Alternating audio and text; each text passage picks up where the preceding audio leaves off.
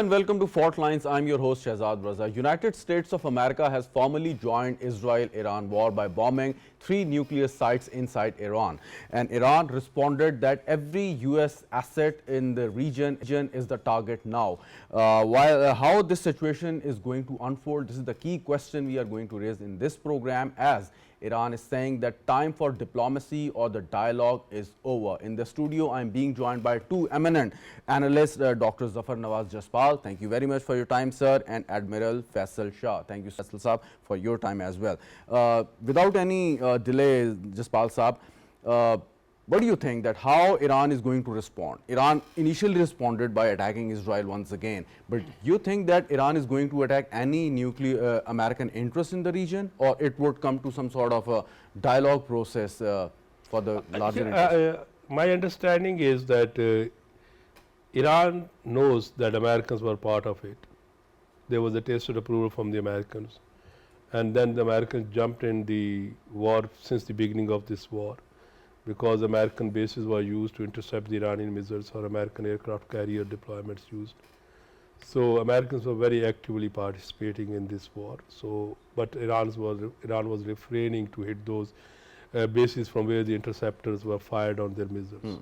So it means that Iranian has a consensus that they will be not going to hit the American directly. Though Americans went for a direct strikes on the 3 nuclear sites, and whether it was successful in damaging or what kind of a damage it imposed, that is a debatable, and we will debate later on.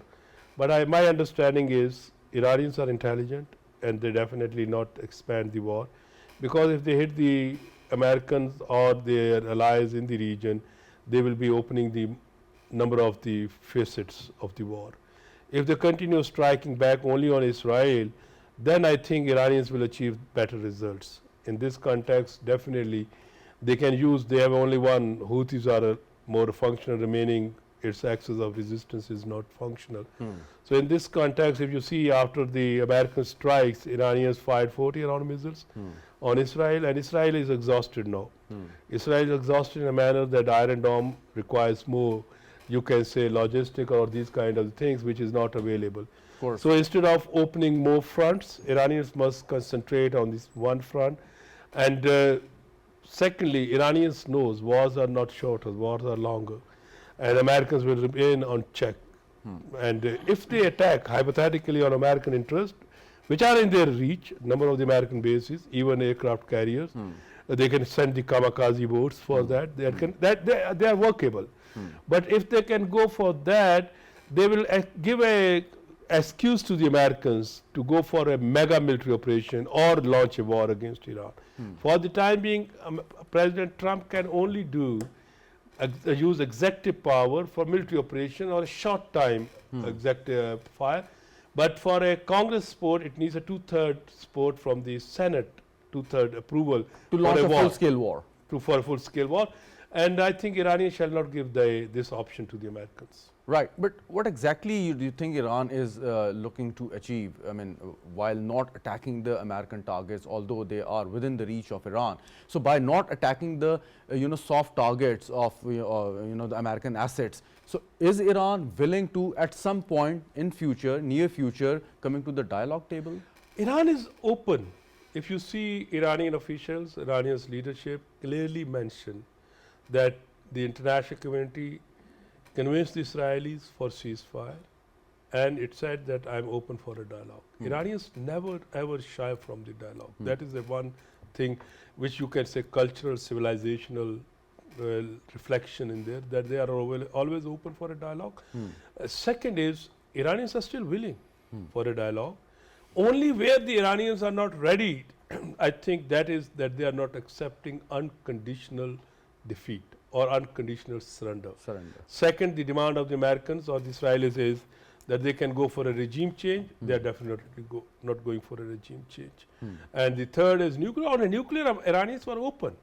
There were 5 rounds of the talks.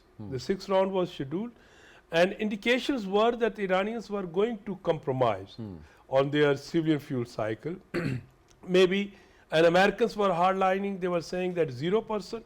No 0% uranium enrichment, but there was an indication, if you read the newspapers of some analysts on Tuesday or Monday, Tuesday before the last Sunday, I mean in the week, that Americans were coming up on this issue. Right. That okay, for the time being, we accept some amount of enrichment around 3.5, which is for civilian reactors, something like that. But then the Israelis scuttled this entire process and they striked on Iran. Israelis, of course, there was a tacit approval from the Americans, and maybe Americans thinking that Iranians come under pressure. But neither Israelis nor Americans are realizing the reality. With the air strikes or with the missile strikes, you can damage the state, but you can punish the state, but you cannot change the regime. You cannot change the mind. Americans had a 2 decades war in Afghanistan. They destabilized Taliban regime, but the moment they were about to stop the war, Talibans were back. Exactly. So, and secondly, Iran is not an Iraq. Of course, exactly. Admiral Faisal, the question is, why would Iran trust United States of America or any other Western country just one day before this, the dialogue was scheduled in Qatar between Iran and the United States of America? Israel, struck Iran. And now when, some inconclusive dialogue held in Geneva, the very next day, United States of America attacked 3 nuclear sites in Iran. So why would they trust all those foreign powers once again, Iranians? You're right. Actually, the issue between Israel and Iran, or US and Iran, is not about nuclear technology or nuclear capability or nuclear weaponization. It is also not about regime change. It is something bigger than that. And that is to afford Israel an impunity with which it can attack anybody, anywhere, anytime, on its will and wish. So are they just making Iran as an example? Yes. So they are actually cutting Iran to a size where it no more remains a threat to Israel, and Israel has the impunity and uncontended regional power in the region, and it can move towards the greater Israel concept also. So Iran is a big hurdle in that. So they are just cutting Iran to the size that it no more remains a threat to Israel or Israeli ambitions. So Israel is just an outpost of the United States of America in the region. That's it. Exactly, that is the case. And after Iran, Iran, and then especially this unconditional surrender, it hints towards that. Why America is asking for unconditional surrender? Because it wants Iran to come down to a level where it has no face to show to the world, to the region, and it remains in its size, in its shoes, and it should not be able to challenge Israel in any of its ambitions. So that is actually the mission. And that's why when the talks were reaching to a logical conclusion, to a positive outcome, before those talks, those were sabotaged first by Israel and then by US. You see, yesterday, Iranian foreign minister met with his counterparts from Europe, and after that he again stated that we are ready to meet them again if need be. So Iran is open for negotiations. Negotiations also move ahead, either with US or with with European foreign ministers. Right. But they are scuttled just 1 or 2 days before, when it appears that they are going for a logical conclusion or a positive outcome. Very right. Jaspal sir, this morning when President Donald Trump was speaking to the media, the entire nation, he stated that the 3 nuclear facilities in Iran, they were completely obliterated.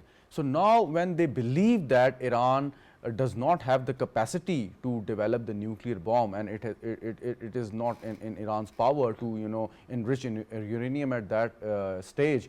So what is the justification of another threat when in the same breath President Donald Trump was saying that if Iran doesn't come to the negotiation table, the next step or the next action would be more severe? So it seems that there is a contradiction in his statements at the same time. I think that nuclear was not their objective. If the nuclear, you can say, denuclearization of the Iran it was their objective, Iranians were already prepared. Iranians say that they have a religious fatwa that they are not going for a nuclear weaponization, and they even signed the SPOA, which entered into force in 2016. Iranians compromised a lot, but again they were ready to compromise on their nuclear uranium enrichment. This is the first point. Second point is that I think Trump needs to consult his scientific community. These 3 strikes at three sites, they are not going to derail the Iran's nuclear program. It can only, you can say, derail in a manner that maybe they will take further a few years to become a nuclear weapon state. Iranians' human resources intact. Iranians' uranium, which they enriched, if it's correct 60%, it's intact. And even these facilities, they were under the 500 you can say meters down. What the strikes can only close the tunnels, but inside there is infrastructure have been disturbed, but not according to Iranians. They say that they had moved number of things earlier. True. Then there is also Bashar reactor is working where the Russians are sitting, and the Iranians have no option to use the spent fuel for a fissile material, which we call it plutonium fissile material of the weapons. So Iranian nuclear program, if Iranian desire, it is intact. Maybe if they were planning to have a nuclear bomb or nuclear test sooner, but dirty bombs they can make anytime. This is first point. Second is, even if the Americans achieve, what are the 3 objectives the Russian, Americans and Israel have? Their 3 objectives is get rid of the Iranians' nuclear capability, destroy Iranians' regime. There must be a regime change. Without regime change, you can't roll back Iran's nuclear program. And the third is surrender of the Iran. Without regime change, there will be no surrender. So all these three objectives are not met. Second, if the Americans say that they will continue, you can say, bombing the Iran, that will be another point. But what the Americans are now worried that, as earlier was my friend was saying, Israel. If they continue attacking Israel, what is happening? Israel is now exhausted. Its Iron Dome is now out of fuel, out of the missiles. They are requesting the Americans and others to give us more. If this thing continued, Israel will be going to face a lot of, you can say, economic crisis. The war is between the 2 survivors, Iranian regime or Netanyahu regime. Because Netanyahu is also facing a lot of domestic problems.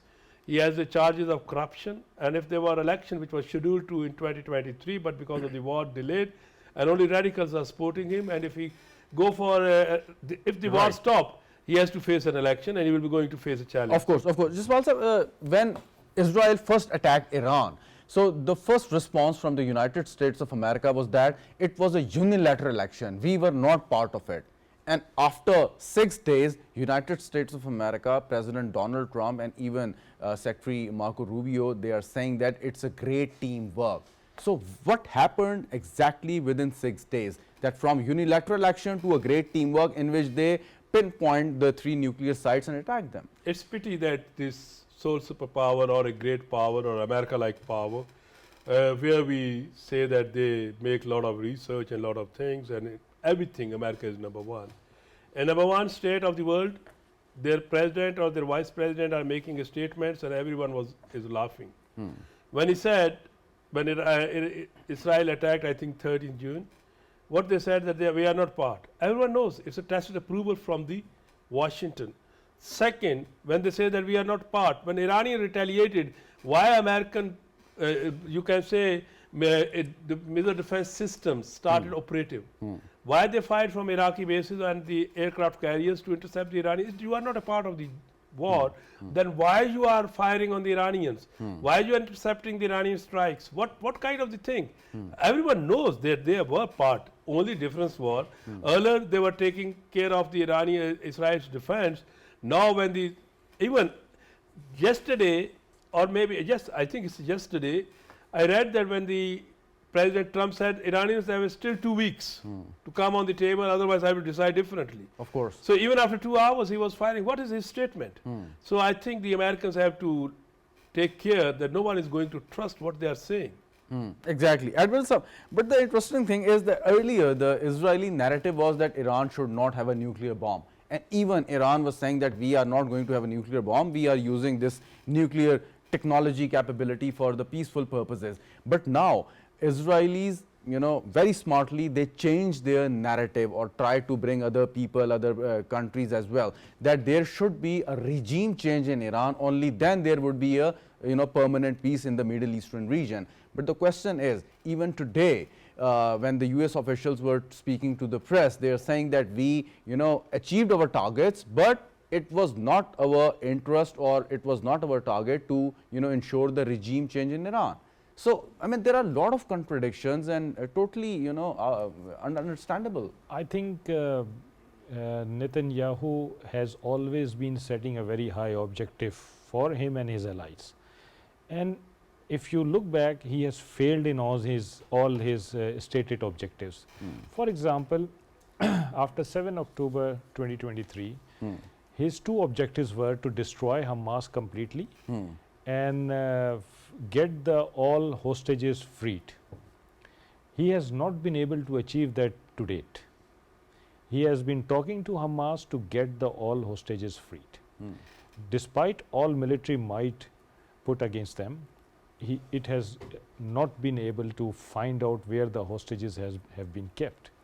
So they failed in that two objectives. Again, vis-a-vis Iran, they set political objectives very high, and they have not been able to achieve them, obviously.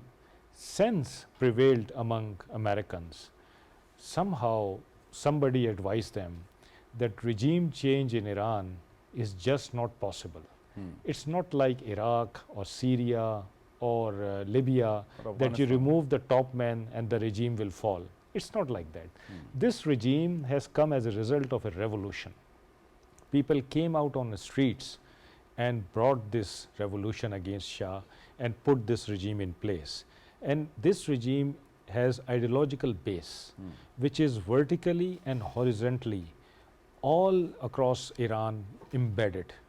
So removing top person or removing few leaders in this regime is not going to change, because there is a complete hierarchical structure that replaces one person from another. There is a line of leaders there, and they have already been nominated. So the one is removed, the other takes over. So this regime is not going to go that easily, and it's going to create more chaos in the region. Probably that sense prevailed among Americans, and they must be trying now to make Netanyahu convinced that what political objective you have set is not achievable by you and us combined. All right, Jaspal Saab, so you think that it's just a wishful thinking of talking about or desiring a regime change in Iran by Israel? I think that generally when you focus it, this regime or this system is intact since last 40, 45 years. I think around 40, 45, 46 years.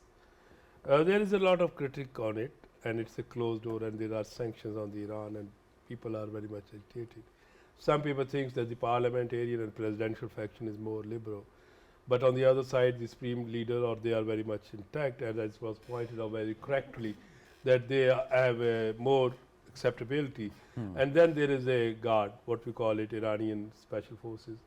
And I read that in which the Ali Khamenei has also given a level of the powers to them. Iran has around 650,000 standing troops, and then they have special guards, and they have.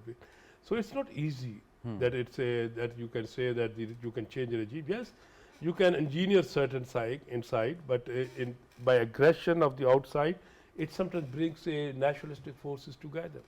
I read in a number of the places where it is mentioned that Iranian people are not saying, I am not in favor of this regime, I am against this regime, but I cannot support the American aggression because I am not a traitor. So these kind of things may bring more strength in the regime. But secondly, when they think that the people will revolt, especially when there are standing armed forces, they can revolt. And you are only firing the missiles or you are firing the bombs, that will be not going to bring a revolt. I think they cannot change a regime like this, which the way they are thinking. So is there a miscalculation? A lot of miscalculation, and miscalculation in a manner. Of course, Iran is not militarily capable as we compare to the US, but at the same time, Iran is a viable state. Look, there are three examples. They changed the regime with this firepower in Libya, but they failed to realize in Libya the opposition was already there. They're posing a big challenge to the Gaddafi, and Gaddafi had only one force, which was Malaysia. It has no his own real Libyan armed forces. And when he was going for air raids, NATO intervened under the United Nations Security Council Resolution 1953, and ultimately he was chased and killed. Second was what we call it Saddam Hussein. Saddam Hussein had a first war with Iraq, then with Kuwait, and then for 10 years they had sanctions. Under the United Nations Special Commission, they make entire Iraq wood eaten by worm. So when they landed, but still, what happened? For 5 years they fought insurgency. And ultimately Americans withdrew from the Iraq. Now they are coming to the Iran. Iran has, whatever this regime is, it is a functional state since 1979. Though it was in a war in 1980s, and then from the 1990s it is working. Whatever you can say that it is an obsolete technology, it has a rudimentary technology, but it has a missiles, it developed the drone, it sold the drones to the Russians, it was cooperating with the other, so there is a proficiency, and its missiles, let's say out of the 10, one is striking the target. If these Israelis are not killed, what is the reason? Because they are trained in shelters. Within 2 minutes they end up their work and rush to the shelter. And in this case they have a 25 or 20 minutes window. But what the under the rubric, who will see under the debris how many Israelis are within the shelters?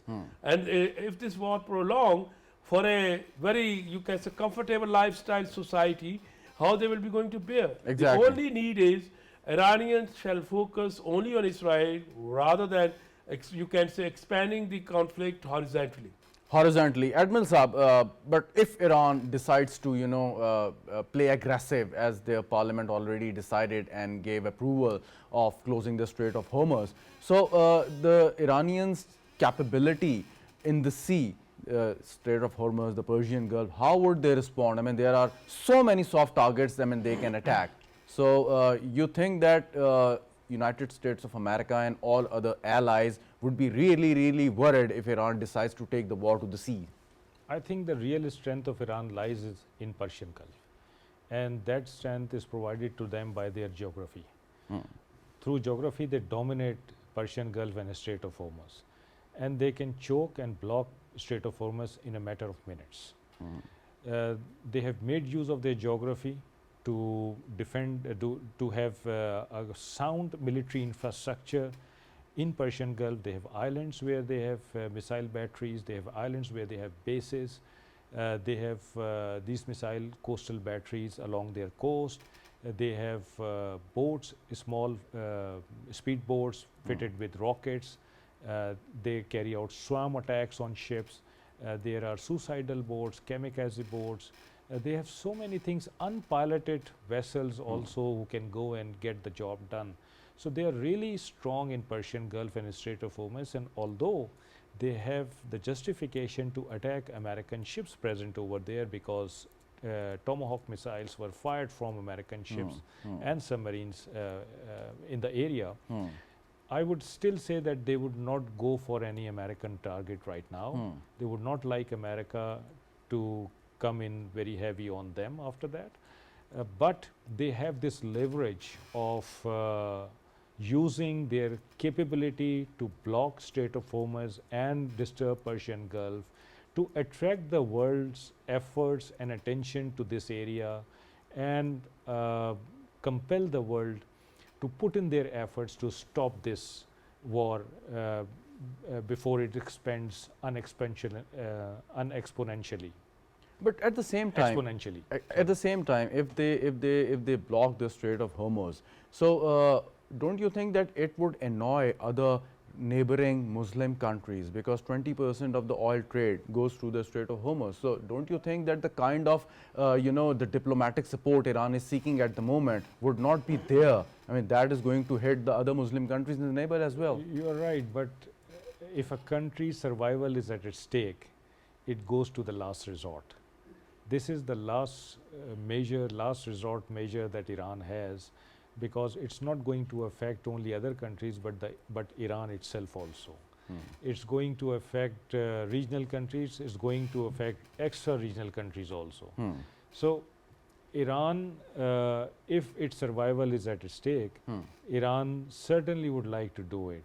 But before Sure. that, Iran would like to refrain it, but may like to leverage its capability to do it. What Okay. I mean that it might use it as a pressure tactics to the world to come into the play and stop this war right now. All right. Dr. Munawwar Hassan has also joined us. Thank you so much, Dr. Saab, for joining us. But before I come to you, let me ask Jaspal Saab a question. You want to add something, Jaspal Saab? Let me make it very clear that I do agree that if the Iranians desire, they can block the Strait of Hormuz, and from the Red Sea, the Houthis will create a lot of problem. But please keep in mind that when this closing of the Strait of Hormuz, when it was chalked out this strategy at that time, or when we were hearing it from decades, it was a different time. Today is a different time. Though Europe is dependent, or the other states are dependent on the Strait of Hormuz, but today United States is not oil Of course. importer. It's an exporter since last 5 years. Russia is an exporter. So if the Strait of Hormuz will be closed, the Americans will be going to channel this oil which they are exporting to the Europe. So it will be advantages for the American win-win. Closing of the Strait of Hormuz is not affecting the Americans, it is, or their allies. It will be channeling and beneficiary for the Americans. We have to take this. So time of this strategy is changed. Second, who will be the sufferer? Pakistan like states, China, which is a bigger importer. Rest is I Saudi think, Arabia. Saudi Arabia will. That is a different part. Okay. But the point is that in this context, Russians will be beneficiary. They will channel more oil. I think using oil as a weapon against the West or the others to bring them on a table, we have to revisit it. I think it will be not going to benefit the Iran. It will be in the disadvantage of the Iran. One quick question before I go to Dr. Munawwar Hassan. You think that ideally and theoretically speaking, as Admiral Saab just mentioned, that Tomahawk missiles were fired from the US vessels somewhere in the Persian Gulf. So does Iran have the right under the UN Charter to attack those vessels, you know, just in self-defense? So no, so that in the coming days or months there would be no attack from there. Look, it's a very interesting. Theoretically and ideally speaking. This B-52 flew, according to my understanding, is from the Diego Gracia, crossing the Indian Ocean, passing by, which India is a close defense partner of the Iran as well, and hitting there. Look, Iranians have every right in a self-defense to hit any base which is operated by the US in the region, or any base which is operated by the other government like Oman, but used against Iran, and any vessel which is in the sea, whether aircraft carrier or other submarine, which is used or not, belongs to the US. Iranians have a right. They have been attacked. But the caution is, do Iranians have a capacity to fight with a superpower, with a mega power? I think it will be not a good choice to hit the American, you can say, vessels, because then what will be going? Trump go to the, you can say, to the Congress and say that this is the situation. Our vessels are hit in the region. Our state aircraft carrier in the Bahrain is vulnerable. Permit me to launch all-out war. In this position, he can use an executive order for a limited operations. I think Iranians will not commit this mistake, hitting directly the Americans, just because maybe they have some other days indirectly they will try. So Iranians can do. They can send a kamikaze boats to hit the American aircraft carrier. It's very much vulnerable, or the ships which are covering the aircraft carrier. Iranians can impose or inflict a damage, but the cost will be very higher. So it's better Iranians can continue, because hitting Israel is also pinching or hitting the United States. Of course, but a measured response. Dr. Munawwar Hassan Saab, the question is that Iran responded in a very calculated manner after the US strikes. It struck Israel once again. But at the same time, Iran is looking for, you know, the diplomatic, moral and other support from the allied countries. The OIC, you know, made it clear that there should be end to the hostilities in the region. But the standing of the Muslim countries and, you know, the joint declaration of the Organization of Islamic Cooperation, you think that the things are going to, become positive in near future, or you think that the situation is going to escalate further? Look, as far as this resolution or a statement from the OIC is concerned, I mean, it has a symbolic value. Otherwise, such statements did not or could not rescue the Palestinians, especially the people of Gaza. So, heavily relying on such statements, I think that would be irrationality on the part of Iran, number one, though diplomatically it has significance. Number two, I agree with Dr. Jaspal that in this scenario, Israel has two options regarding Iran. Number one, that nuclear Iran, sanctioned by international community and diplomatically isolated, it goes in favor of Israel, and Israel wants this. The option number two is that non-nuclear Iran, integrated in international system, and has cordial relations with the West, with United States of America and the Arab world, it does not go in favor of Israel. So therefore, the dream of Netanyahu was in the past, which was mentioned by John Mearsheimer and Jeffrey Sachs time and again, that they are trying to bring America in that war, so that the perception of threat could be created in international system that the security of Israel is at stake. So therefore, the rationality demands that Iran must concentrate on Israel and must attack further Israel, because if you see the infrastructure of Israel, it is almost damaged. And the figure which is coming in international media, that almost $0.5 billion structure has been damaged. Their R&D center is damaged. Their research center is destroyed. Their headquarters, command and control system is destroyed. So therefore, it goes in favor of Iran to hit Israel time and again. And moreover, the Triple H they were targeted by the Israel. When I say Triple H, it means Hamas, Hezbollah, and Houthis. They were targeted by Israel to weaken them, and therefore it is in the favor of Iran to hit time and again to Israel, to weaken Israel, so that within the span of 10, 15 years, Israel cannot challenge these allies of Iran.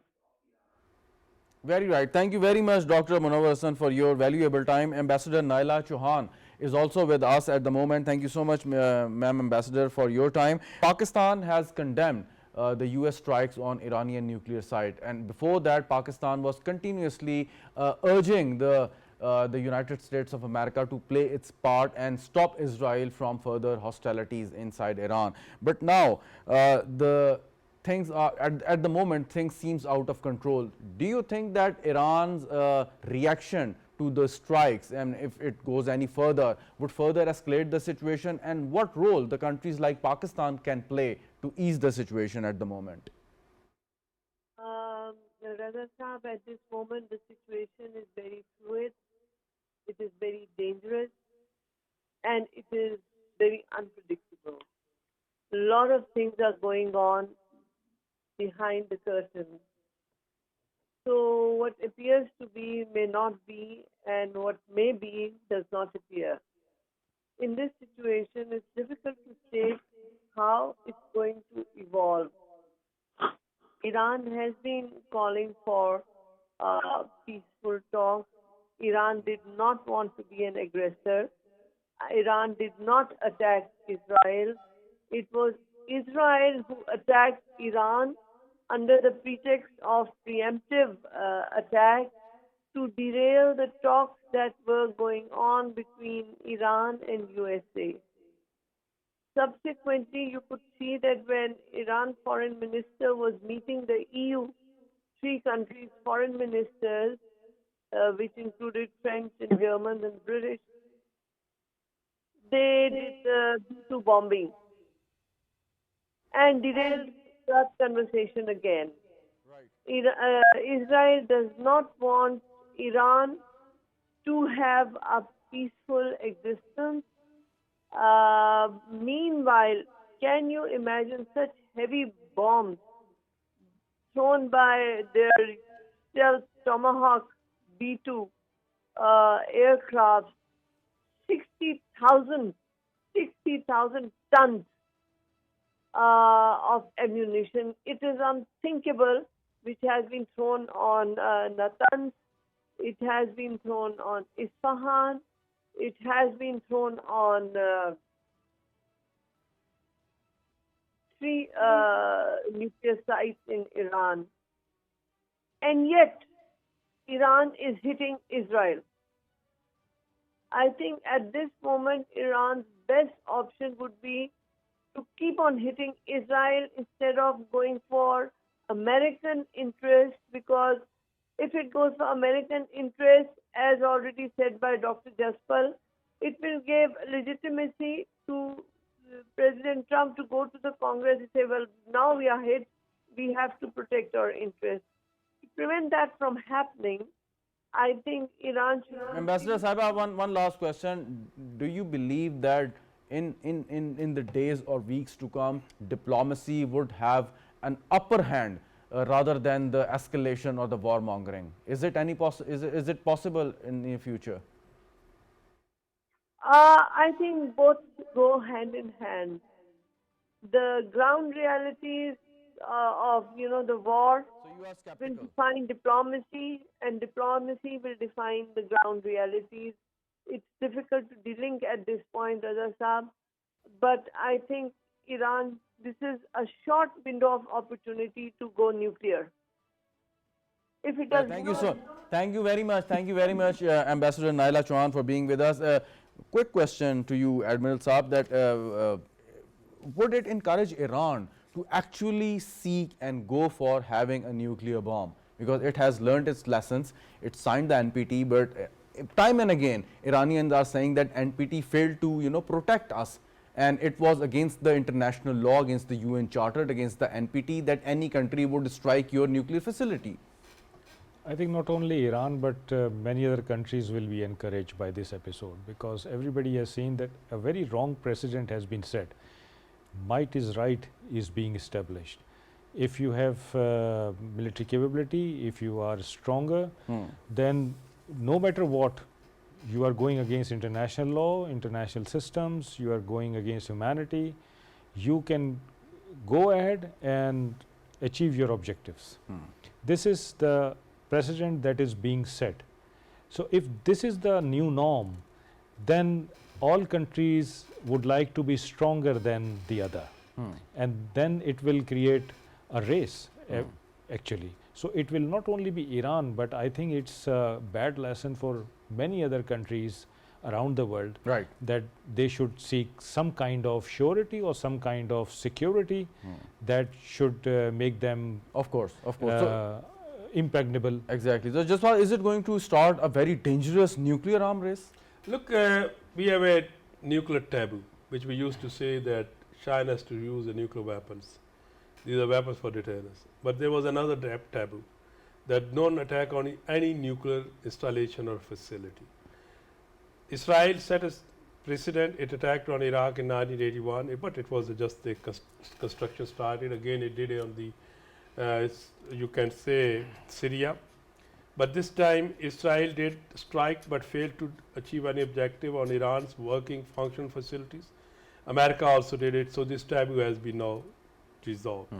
Now, next step is that Americans failed to take away Iranians, or they will be unable to take away Iranians' capability to become a nuclear weapon state. Now, the question here is that yes, if the Iranian political leadership or a ruling elite change its mind, then you can find that there could be a rollback. Infrastructure is there, manpower is there, and Iranian can use Article 9, Clause 3 and exit from the NPT. And NPT, frankly speaking, is not providing you any security guarantees. There is no security guarantees. Only there is that NPT is ensuring that you will not make any nuclear weapons, but at the same time, there will be a civilian used technology and material supply chain for you. And your entire program shall be under the IAEA safeguard. So we have to keep the NPT out, but norms were there, the non-attack on the, and it's complying with it while to attack. So that barrier is broken. Yeah, that is not broken, but if the Iran go for a nuclearization, the challenge will be that in the entire region, there will be nuclear arms race. And if Iran, look, this has been already realized. For example, into 2022, when the Russian invaded, or 2014 invaded the Ukraine, the Ukrainians started cursing their, you can say, leaderships, which agreed on 1994 the Budapest Memorandum of Understanding, according to which Ukrainians gave up 1,700 nuclear weapons, which were in their custody, being a former Soviet Union state, but they become a non-nuclear weapon state and transfer entire weapons to the Soviet Russian Federation. So same thing is that today many Iranians will be questioning the regime that why did you go for JCPOA? Why you agreed on capping the nuclear program?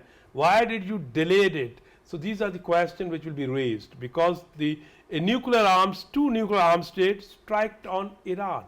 Israel is a nuclear arms state. Israel has 90 nuclear weapons according to SIPRI yearbook or other yearbooks.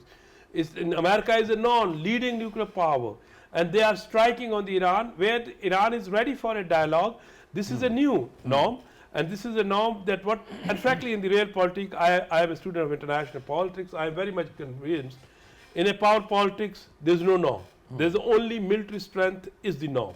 And military strength is only derived from the modern technologies, and nuclear is one of that technology. No, but you just mentioned that nuclear weapons are not to be used, but they are just for the deterrence. They are to be showcased that we have the weapon, so that the balance of power. That was a taboo. That was a taboo. Since 1945 to date, we have observed this taboo very carefully. So you think that it's interesting. God forbid, is that taboo is going to be broken as well? It is going to be end. It was going to be end. In the recent history, we have seen, for example, in 2017, when Trump said, I will leash fire and fury on North Korea, many analysts interpreted he was indirectly referring nuclear weapons. But in our region, Modi number of times said, these weapons are not for Diwali. That these are the irresponsible leadership Modi like. Israeli Prime Minister 3 times referred. During the war in Raza, he was in the General Assembly, he signaled the use of nuclear atomic devices. So by this way, I think world norms are changing, and everyone has to prepare for that kind of a norm. And unfortunately, in the nuclear domain, we are heading towards a very, very dangerous situation. And if this crisis will not contained, or there will be no ceasefire sooner, engineered by or brokered by the international community, I think it will be strengthen the pro-nuclear forces in the region and out of the region. Exactly. And what lessons are there for us to learn? Without credible air defense and air force, a strong air force, you are vulnerable. Which we just proved that which we just proved. Wow. And also what we just saw in Iran also. They took the damage, although they responded back, but they took the damage. So if you have weak air defense, weak air force, you should be ready to take on the damage. Although you might retain the capability of responding, but the damage will be there, and sometimes the damage could be extensive, more extensive than what you actually envisage. So this is, I think, one example at tactical and operational level that we have achieved from this. Another example and another lesson I think that we can discern from this situation is that you don't have to rely on anybody. You have to be self-sustaining. Nobody will come to rescue you. You have to have your own strength in your own people, in your own state. I think that is very strong, and Iran is relying on that. Iran is fighting against coalition of forces, not only despite all the sanctions and the pressures. Despite all the sanctions for so many decades, it is fighting alone, standing alone. Thank you very much. Thank you very much, Admiral Faisal Shah, for your time. Thank you very much, Dr. Nawaz Jaspal, for your time as well. Thank you very much, viewers, for watching the program. Good night and Khuda Hafiz.